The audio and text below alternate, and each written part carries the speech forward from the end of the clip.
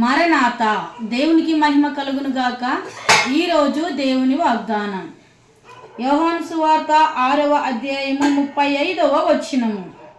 నా యొద్దకు వచ్చువాడు ఏ మాత్రమును ఆకలి గొనడు.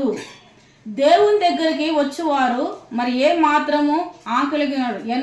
ఎన్నడూ కూడా ఆకలి గొనరు, లేమి ఉండదు. దేవుని దగ్గరికి వస్తే మరి ఆత్మీయాహారం, శరీరాహారము సమృద్ధిగా ఉంటుంది. కాబట్టి ఎల్లవేళలా ప్రతిదినం మనం దేవుని దగ్గరికి రావాలి, దేవుని స్తుతించాలి, దేవుని ప్రార్థించాలి. మరి దేవుడు మన ఆకలిని తీర్చాడు. ఇటు కృపా దేవుడు మనందరూ దయచేయను గాక.